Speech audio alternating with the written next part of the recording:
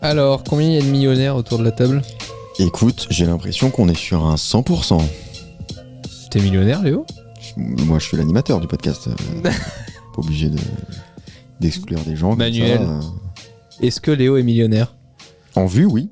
Ah bah oui. Ah oui, Ah, je suis millionnaire, c'est vrai, je suis nouveau millionnaire. J'allais vous poser la question, c'est quoi un millionnaire ? Ah ouais, lui, il est complètement con, en fait. Ah oui, d'accord. À un moment donné... Attends, j'ai bien fait de pas mettre mon casque. Hein. Il nous demande notre définition du millionnaire. Quand même. C'est Bah terrible. Écoute, le millionnaire... Non, Romain, ce que je veux c'est un dire par la petit à gratter. définition, c'est que c'est facile aujourd'hui.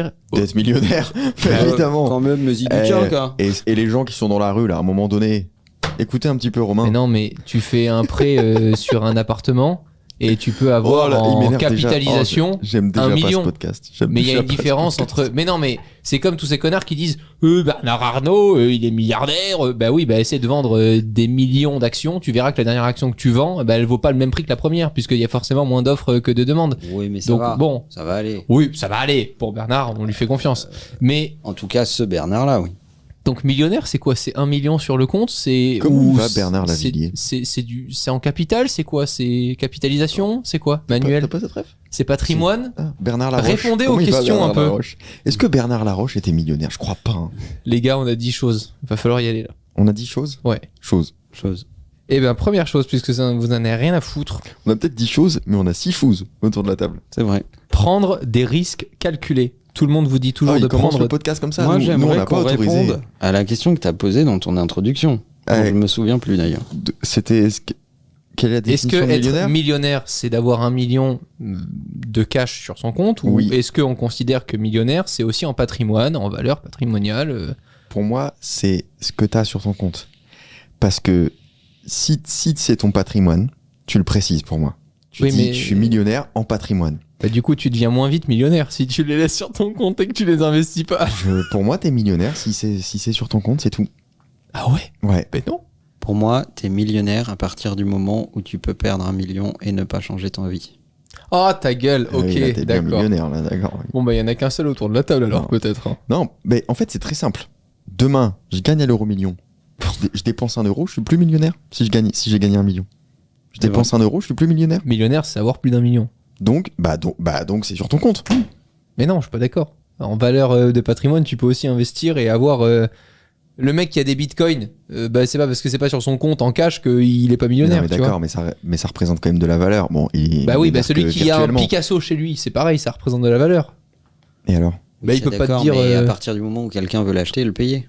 Voilà, toujours ça je suis payeur. d'accord, bien sûr, toujours. Ouais, c'est Toujours. Donc c'est virtuel. T'es millionnaire virtuellement. Ok, théorique. ok, ça me va. Ta Oh. maison peut valoir une somme astronomique, mais s'il y a personne pour l'acheter, Si demain, la banque, je veux faire un prêt, ils vont regarder ce que je peux apporter sur mon compte. J'ai beau leur dire, non, mais après, j'ai un Mac Studio quand même. Bon, il est un peu perdu là, mais je Non, l'ai mais acheté quand si même à t'as 3000 si balles. t'as un bon CDI, tu peux avoir un prêt et du Oui, coup. mais ça aussi, c'est de l'argent, c'est pas du bien. C'est de l'argent qui va arriver sur ton compte, un CDI. Oui, bien sûr. C'est pas le bureau que tu utilises dans Non. la société. un CDI, c'est juste le délai qu'on met pour te virer. C'est ça qui est évalué par la banque, en fait. Est-ce que vous voulez savoir les 10 choses pour Non. devenir millionnaire? Ah bah, C'était bien ce podcast, merci. j'aimerais bien le savoir parce que. Allez, on moi, démarre. Perso, je le suis pas. Bah, il y a peut-être des choses que tu feras pas. Ah, c'est même évident. Prendre des risques calculés. Tout le monde vous dit toujours de prendre des risques. Personne ne vous dit jamais ce qu'il faut faire si ce risque se retourne contre vous. Placer toutes ces économies dans le Bitcoin n'est pas une décision intelligente. Vous devriez plutôt jouer la carte de la sécurité tout en prenant des risques. Les risques du filet de sécurité. En synthèse, c'est pas mettre tous ses yeux dans le... Ses yeux Pas mettre tous ses yeux dans le même panier. C'est pas... Ah bah oui, dis. Sinon tu vois plus rien. Oh, vous me fatiguez. Bah, Trop de c'est- jus de pomme. Trop de jus de pomme. C'est pas nous. Oui. Vous avez déjà fait des all-in? Vous prenez et vous jouez tout sur une entreprise Au poker, moi j'en fais beaucoup. Ok. Même pas en fait. Même pas. Je prends même pas ce genre de risque. Donc non, vous êtes d'accord sur le fait qu'il faut prendre des risques calculés. Bah oui, sinon ça s'appelle être kamikaze. Hein. Ouais, mais après, qu'est-ce que c'est un risque calculé? Parce que moi, si je calcule mal, par exemple. Bah, c'est des C'est probabilités. calculé quand même. C'est des probabilités. Mais comment tu fais? Léo, il calcule à l'envers. Il va d'abord à l'Apple Store et après, il va voir Manuel, son agent. Il va dire et là, faudrait faire des OP. Hein, Moi, c'est très simple. J'ai un conseil de vie pour être millionnaire. Je dépense tout. Et ensuite, je fais un mail à Romain et Manuel pour leur dire que j'ai besoin d'OP. Donc, j'invite tout le monde à faire ça en vrai.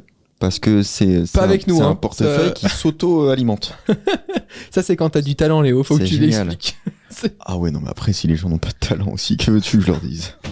Deuxième, Ouais. arrêtez de penser que les échecs sont des pertes. Tant de gens qui essaient de réussir dans la vie prennent un échec et pensent ensuite qu'ils sont nuls. Les échecs ne signifient pas qu'il faut s'arrêter. Les échecs signifient que vous devez tirer des leçons de ce qui vous a fait échouer et les mettre en œuvre la prochaine fois pour aller de l'avant. Mais ça, pareil, j'ai l'impression qu'il y a beaucoup de choses qu'on dit où on se dit oui, mais c'est facile à dire. À faire, C'est dur à faire. te prendre une claque dans la gueule et te dire tiens, je vais quand même recommencer demain, mais je vais ajuster ce paramètre-là. Eh ben, c'est un peu la même chose quand t'es en soirée et qu'il y a une personne qui te plaît, va la voir, prends-toi un gros vent et 2 minutes après, va voir une autre personne. Mais c'est quand même plus difficile, quoi. Je Tu pense vois que c'est une des raisons principales qui explique que les Américains sont de meilleurs entrepreneurs que nous. C'est qu'ils valorisent beaucoup plus l'échec que nous, Européens et particulièrement peut-être Français. Nous, on a tendance à quand même le voir comme une honte, alors peut-être moins dans le milieu entrepreneurial, mais en général, on refuse beaucoup l'échec, alors qu'aux États-Unis, c'est vraiment les premiers trucs qu'on te raconte. Bah, ça a même plus de valeur que les réussites. Ouais, parce qu'effectivement, c'est par-dessus les échecs, c'est à partir des échecs que tu construis des réussites. Comment tu gères, Manuel, un échec? T'as un truc qui t'arrive vraiment dans la gueule et tout, tu sais que t'as vraiment perdu du temps sur un sujet, ça marche pas du tout, et même peut-être un peu de capital. Tu l'analyses comment? Tu rebondis comment? T'en tires... Enfin, comment est-ce que t'en tires réellement quelque chose? Bah, déjà, j'essaye de le couper le plus vite possible.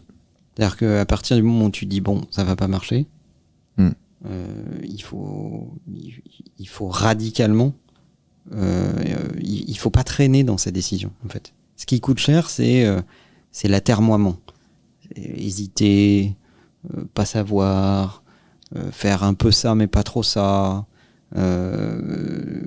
te retrouver entre deux stratégies, tu vois, un truc pas clair. Parce qu'au bout d'un moment, tu as des conclusions qui sont pas plus claires que tes décisions. Donc à partir du moment où tu vois qu'un truc ne marche pas, il faut le tuer le plus vite possible pour en faire naître un autre. Ça fait du mal à ton ego, De fou. mais ça fait du bien à ta réalité. Toi, Léo, t'as déjà vécu un échec, par exemple Jamais. Question suivante. D'accord. Non, dis-moi. T'as des vidéos où tu sais, par exemple, pourquoi elles ont moins bien fonctionné, ou tu te dis, quand tu les revois, putain, j'aurais peut-être dû appuyer ce truc-là, je sais que ça aurait mieux fonctionné, ou... Ouais. Je tire la conclusion tout de suite et je passe à autre chose. C'est très simple. Je déteste m'attarder sur des échecs. Je comprends ce que je peux en comprendre. Je tire la leçon que je peux tirer. Et après, c'est pas grave. J'avais pas prévu que ce soit ma dernière prise de parole, ma dernière action de vie. Donc, je tire tout de suite ce que je peux en tirer de positif, c'est-à-dire la leçon, et je passe au projet suivant. C'est dommage sur le coup, je me dis ah putain con, si j'avais fait différemment, ça aurait été mieux, mais en l'occurrence, je peux rien y changer, donc Ok. je passe à la chose suivante. Et puisque vous me posez la question... Oui. Donc, on était au quoi? C'était le troisième point du coup? Mhm. Romain, Oui. toi, t'as déjà eu des échecs ou quoi? Oui, tous les jours, mais j'ai une grosse maladie, c'est que je les ignore presque. C'est-à-dire que parfois, c'est des vraies grosses conneries. Et je suis capable 2 heures après de venir te voir et te dire par contre pour demain on peut, et la personne en face va se dire mais il est complètement con, il se rend compte quand même de la connerie monumentale qu'il vient de faire, etc. Sauf que je suis tellement d'accord tout de suite et je reconnais tellement tout de suite mon erreur et ça me met tellement mal à l'aise que je me dis bah je vais surtout pas perdre une seconde de plus à penser à cette merde, j'ai compris, maintenant j'avance et par contre je la retiendrai quoi.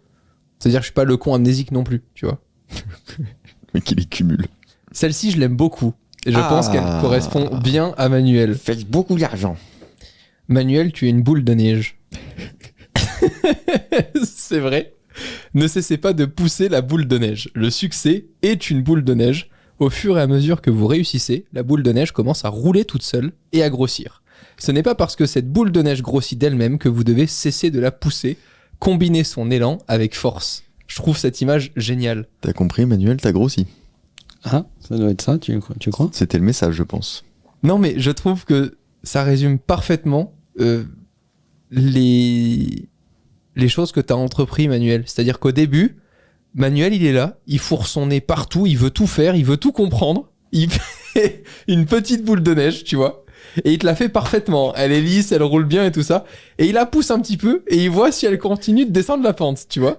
Et à un moment donné, ça grossit. Et là, tu lèves la main, tu fais Manuel, tu peux m'aider là-dessus? Bah non, pas tout de suite. Et puis finalement, le problème se règle tout seul. Et indirectement, Manuel est plus là pour façonner, pour pousser la boule de neige pour qu'elle aille pas trop s'éclater la gueule contre une luge, tu vois. Mais je trouve que cette image, elle est géniale. N'oubliez pas que même quand quelque chose fonctionne, ça peut toujours être amélioré, perfectionné et te remettre en question. C'est pas parce que ça fonctionne, au contraire, que tu dois plus jamais le toucher. Et je trouve ça vraiment chouette comme image. Parce que surtout quand t'as bossé pendant des années sur un sujet et que ça commence à grossir et que t'as des équipes qui bossent dessus, bah c'est surtout pas le moment de te dire ça y est, je fous plus rien. Soit vends ton idée, vends ta boîte et casse-toi vraiment. Soit reste là pour façonner cette boule de neige, quoi. Je trouve ça cool comme image. Bah, ça implique le fait que quand tu pousses une boule de neige au début, c'est beaucoup d'efforts de ta part. Et après, c'est une énergie qui s'auto-alimente. T'es pas censé être essentiel à cette poussée et à cette descente tout le long de la descente. Il y a un moment où il faut que ton activité aussi puisse tourner sans toi. Manuel, c'est quand même le grand drame de sa vie. Vous voulez que je vous explique le grand drame de la vie de Manuel? C'est que les gens qui travaillent vraiment avec Manuel aiment trop Manuel. Et du coup, l'impliquent dans des sujets où Manuel ne veut plus être. Je suis l'exception qui confirme la règle. Donc Manuel a passé sa vie à dire moi, la réussite, c'est que les équipes n'aient pas besoin de moi. Alors, effectivement, elles n'ont pas besoin de toi. Mais elles ont envie d'être avec toi. Oula. Oui, d'accord, ok. J'ai eu peur, j'ai cru qu'on allait arriver à des accords. Non, mais ça, par contre, j'ai vraiment cette question, Manuel, avec des personnalités qu'on peut beaucoup plus comprendre comme mais des personnalités, tu vois, comme Steve Jobs, par exemple, qui certes a créé quelque chose qui peut fonctionner sans lui, mais qui était tellement unique. Qui perd de sa saveur. Ben, comment tu fais, c'est ça, pour conserver ce truc-là? T'es plus indispensable physiquement, de façon mécanique, mais tu portes l'âme et le projet, et comment tu fais pour continuer d'embarquer les équipes, même quand t'es plus là? En l'occurrence, tu fais plus puisque t'es plus là, en fait. Donc, c'est vrai, tu t'en branles, en fait. Il faut juste avoir créé un truc qui est suffisamment fort pour que ça continue. Donc, il y a d'autres gens qui sont un peu dépositaires de ta vision, ta façon de voir les choses, et qui vont continuer à leur façon. C'est une autre interprétation de ce que tu as essayé de faire au début. Ben, Steve Jobs, c'est un bon exemple. Il faut juste bien choisir ton successeur. Tim Cook était, je pense, parfait pour le succéder, parce que, évidemment, que ce n'est pas Steve Jobs et que c'est pas la même chose, mais il connaissait très bien Steve Jobs. Il savait comment il travaillait, il avait compris l'ADN de la marque, donc ça a perduré. Même si, forcément, c'est pas la même chose, ça a perduré. Et pourtant, il a été beaucoup décrié au début. Bien sûr, oui. Mais en même temps, t'imagines, tu succèdes à Steve Jobs. Ça doit être déjà, relou. Tu te dis, putain, c'est le job de merde quand même. Parce que tu vas entendre pendant des années que de toute façon, c'était mieux avant et que Steve est un génie. C'est et pas que une position facile. Hein. toi, tu fais rien et tu ne fais que exploiter ce qu'il y avait dans les tiroirs. En fait. C'est Mick Schumacher en Formule 1, quoi. Le pauvre, juste par le nom. C'est impossible de succéder à Michael Schumacher quand t'arrives et tu te dis enfin. Bah, surtout si tu fais pas de ski. J'allais dire, lui, par contre, il fait vachement bien la boule de neige. Prochain point. N'ayez plus peur de demander de l'aide. Vous ne réussirez jamais seul. Vous pouvez y arriver pendant un bon moment, mais vous finirez par vous retrouver bloqué. C'est à ce moment-là que vous devez demander de l'aide. Trouvez des personnes qui ont déjà fait ce que vous avez fait. Ils vous diront comment aller de l'avant. Ça, c'est un truc qui se débloque à un moment. Hein. Au début, c'est ton bébé, c'est ton projet, tu veux tout faire tout seul, etc. Et le moment où tu lèves la main et tu dis « Et c'est un appel intéressé, j'aurais vraiment besoin d'aide pour ça. » Au-delà d'être ton bébé, t'as pas envie de te montrer dans la position du mec qui demande de l'aide. T'as envie de montrer au monde que t'es un peu comme eux, t'es à leur niveau. Donc c'est très difficile de demander de l'aide. Ça demande du temps de comprendre que l'orgueil ne sert à rien. Et parfois, la personne que tu vas interroger, ça lui fait presque plaisir. Ouais, carrément. Le corollaire de ça, c'est la dignité. C'est important d'avoir des gens avec de la dignité. Mais avoir des gens à l'orgueil un peu boursouflé, c'est une espèce d'autorégulation, c'est bien. Ok. Ça, on le travaille, on réussit à le faire quand, comment. Enfin, il y a un moment où tu dois te dire, tiens, ça, peut-être que je pourrais le faire tout seul, mais ça me prendrait tant de temps et je sais pas vraiment le faire. Enfin, tu décides quand de commencer à t'entourer? Bah, dès le début, en fait, il faut avoir un peu de lucidité avec toi-même et te dire, bon, bah, ça, je sais bien le faire et ça, je sais pas le faire. Et dès le début, au fond de toi, tu le sais. Sauf qu'au début, il y a personne pour t'aider, donc tu fais un peu tout. Puis après, ta carrière avance, tu rencontres des gens et tu dis, ah, bah, tiens, lui, je sais qu'il est meilleur que moi là-dessus. Et cette lucidité-là et cette humilité-là fait que, a priori, tu devrais avoir des interactions positives avec cette personne en disant, bah, tu sais, moi, je suis un mec très produit, etc. Par contre, sur le marketing ou sur le management ou sur la finance, je suis nul. J'ai besoin d'aide. Faut juste soigner les formes. En fait, moi, j'ai jamais. Je me rends compte que j'ai pas trop demandé d'aide à des gens que je connaissais pas bien. C'est toujours un peu délicat. Pourtant, sur les réseaux, il y a plein de gens que tu croises ou juste tu le follow, il te follow en retour, etc. Mais t'oses pas trop lui demander d'aide. Quand je me fais la réflexion, j'ai jamais jugé quelqu'un qui venait me poser une question sur mon travail, etc. Parce que, comme tu le disais, effectivement, c'est souvent plutôt gratifiant que quelqu'un te demande de l'aide. Maintenant, faut soigner les formes. Je citerai pas de nom, mais une fois, j'ai une youtubeuse qui m'a envoyé un message pour me dire « Ah, j'ai regardé tes vidéos, j'aime bien le son. C'est quoi ton micro ?» Et j'ai trouvé ça exceptionnel comme demande. Au moins, c'était droit au but.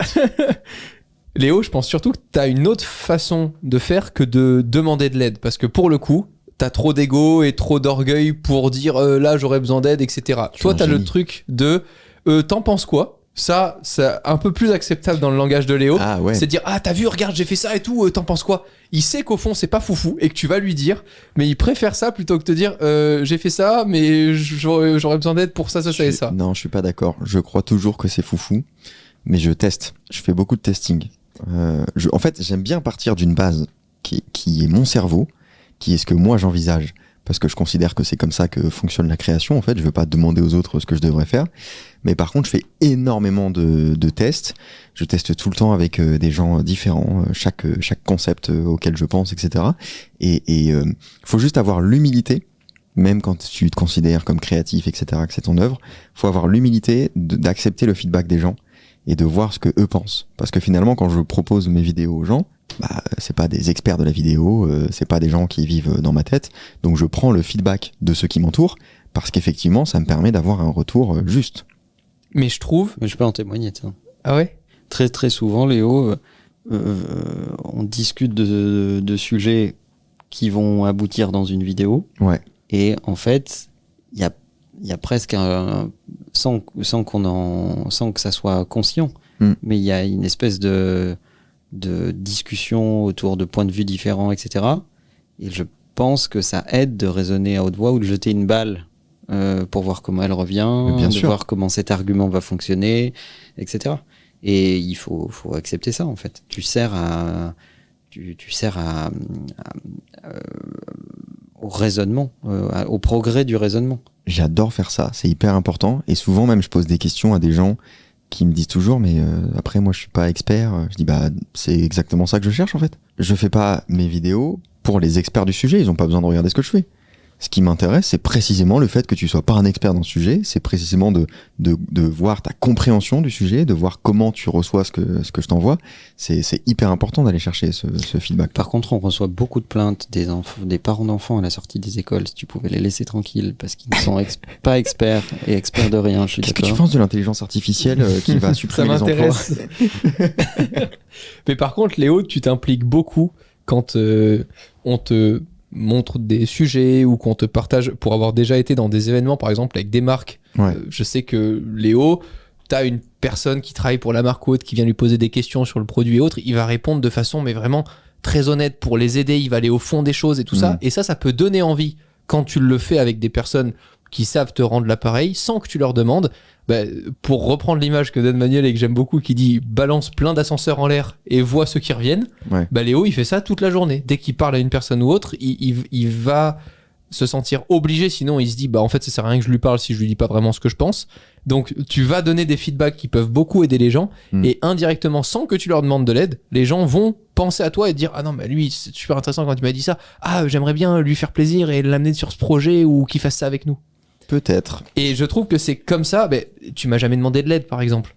Mais pour autant, j'ai eu envie de faire des trucs avec toi et pour toi Parce que quand je te montrais une vidéo, t'avais toujours ce truc qui faisait que c'était différent, tu t'impliquais et tout ça. Et donc j'ai eu envie de m'impliquer dans l'amitié, etc. qui est née et qui a fait que je t'ai embarqué avec moi dans des projets dans lesquels tu serais jamais allé tout seul si j'avais pas au départ forcé ce truc-là. Mais d'un autre côté, moi, j'aurais jamais taffé certains trucs si tu m'avais pas tu vois, donné ces feedbacks-là. Donc je pense que quand tu sais donner aux gens, t'as moins besoin de demander de l'aide. C'est presque naturel. Tu vas poster, pour reprendre des trucs qu'on fait actuellement, tu fais une story pour dire « Ah putain, je galère pour faire ça ». En fait, t'as plein de gens que t'as aidé indirectement qui vont venir te dire... le meilleur moyen de recevoir de l'aide, c'est d'en donner. Quand t'as quelque chose à apporter aux gens, on est d'accord.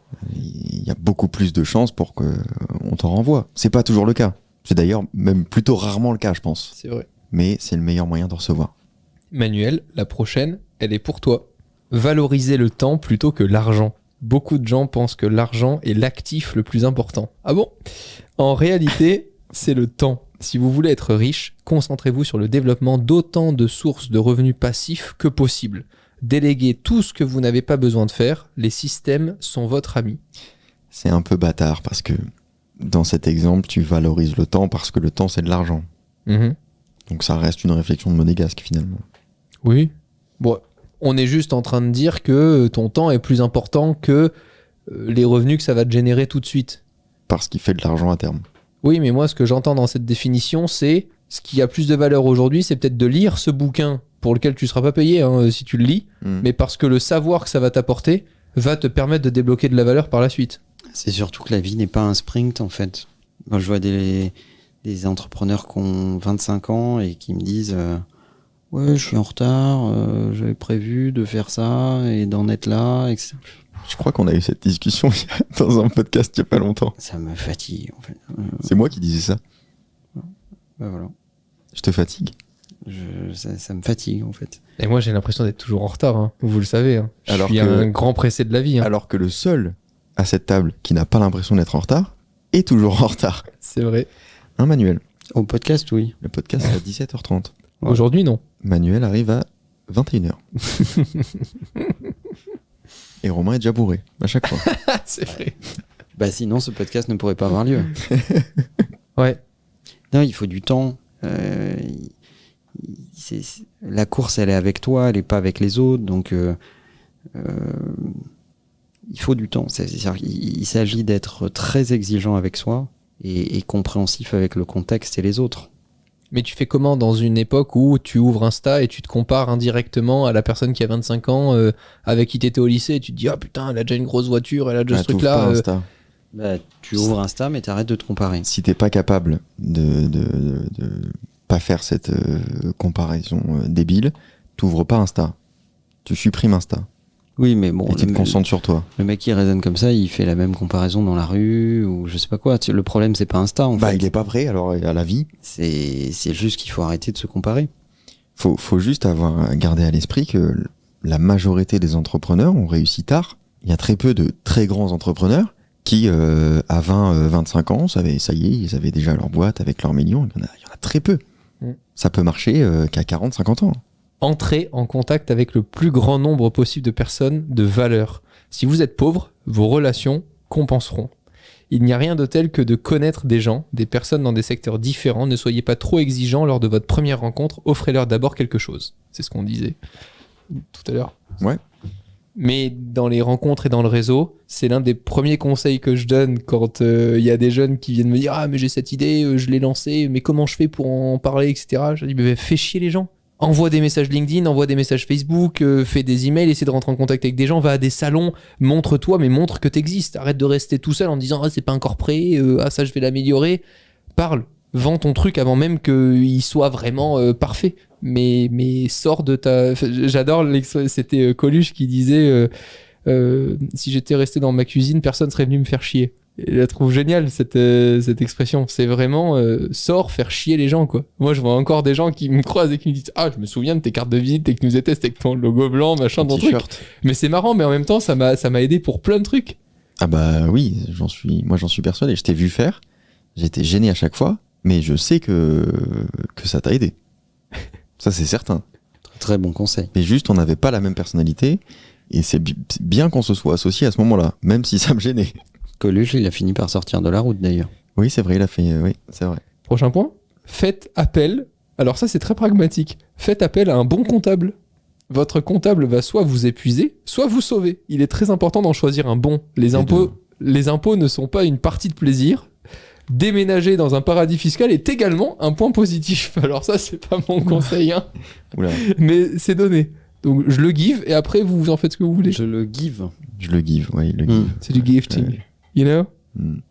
On n'accepte pas le gifting. Est-ce qu'on ferait pas un podcast, le top 10 des paradis fiscaux, avec des conseils et Quel tout, enfer. avec peut-être Avec Oussama Amar. des sites pour... On invite Yomi aussi. De quoi?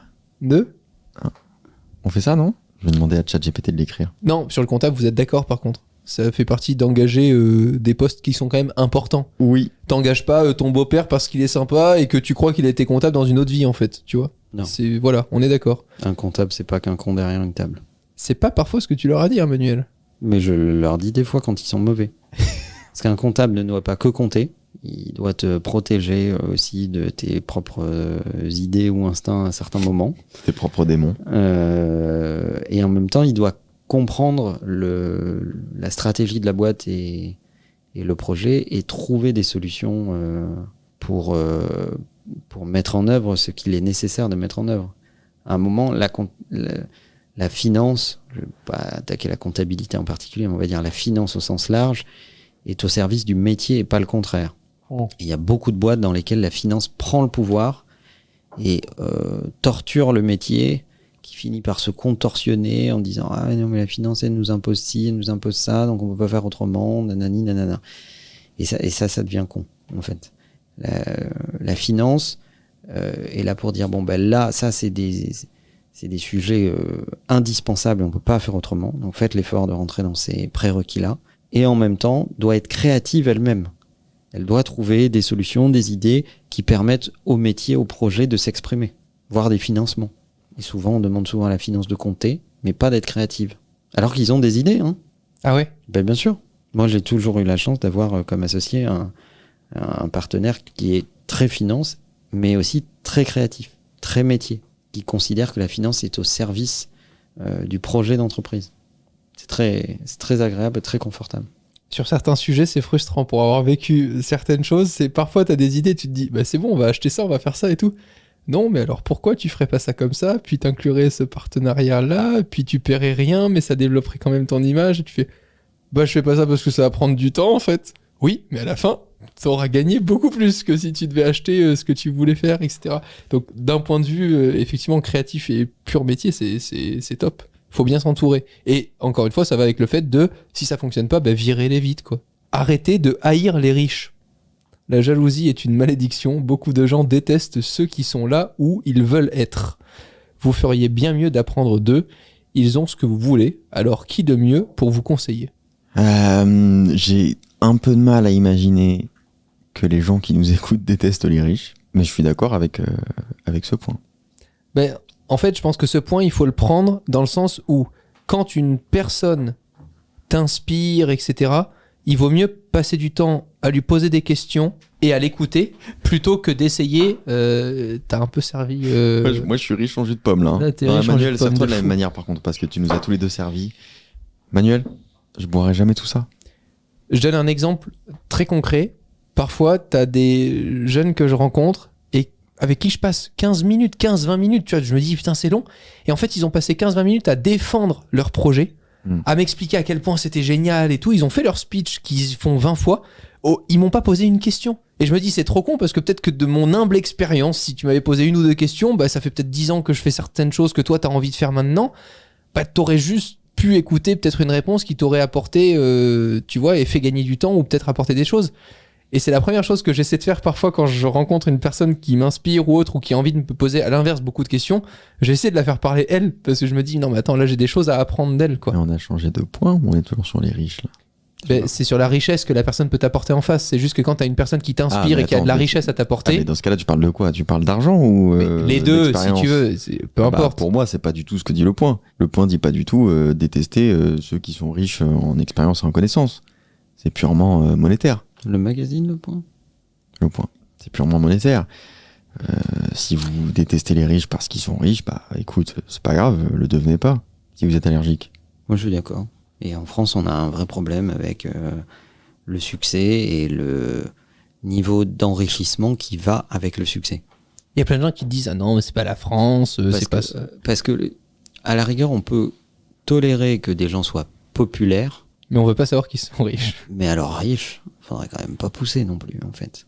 Et d'ailleurs, c'est tout le paradoxe de beaucoup d'artistes qui ne sont pas du tout haïs, ils sont même adulés pour leur popularité, etc.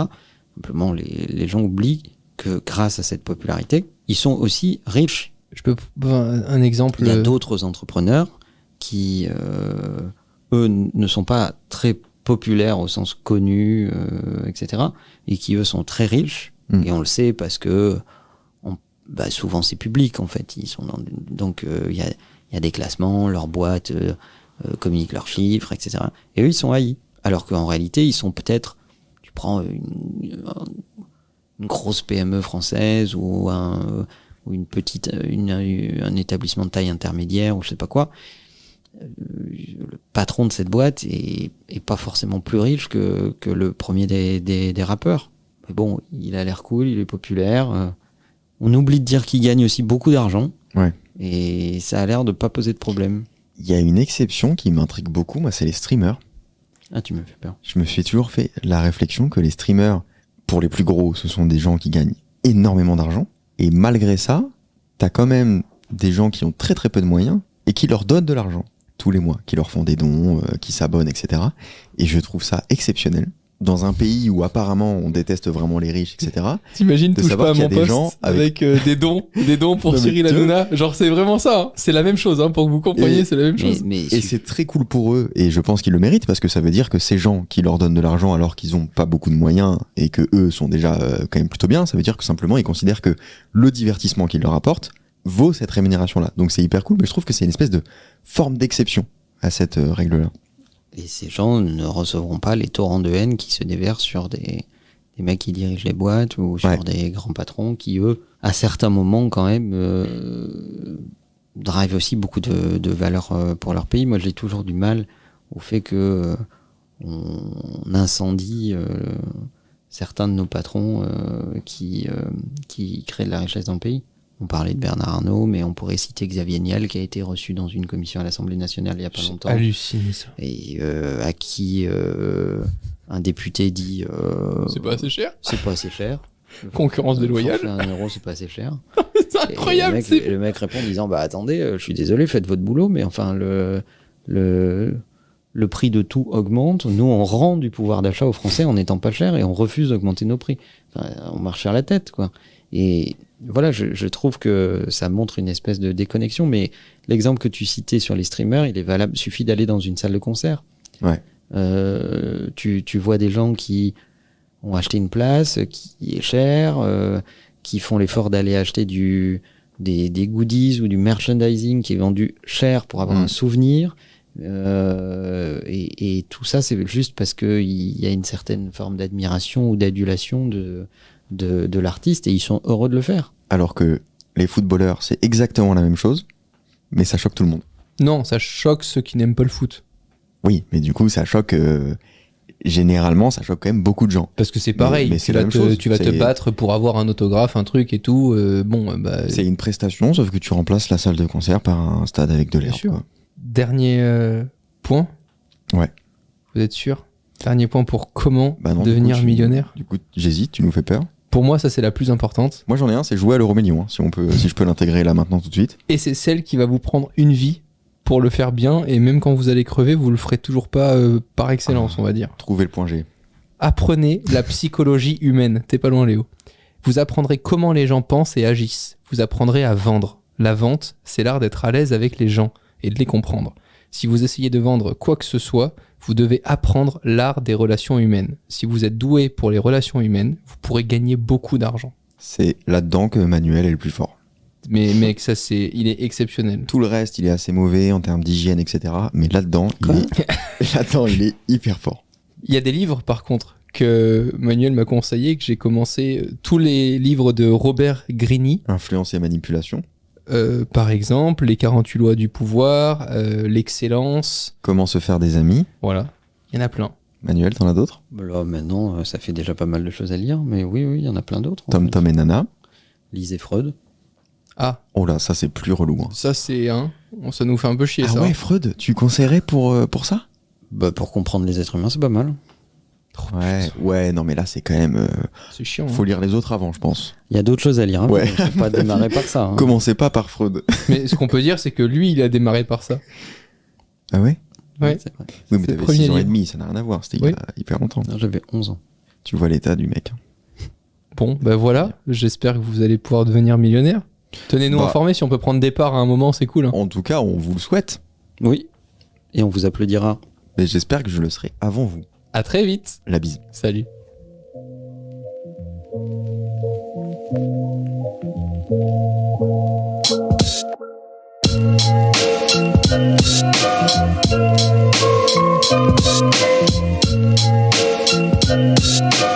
Thank you.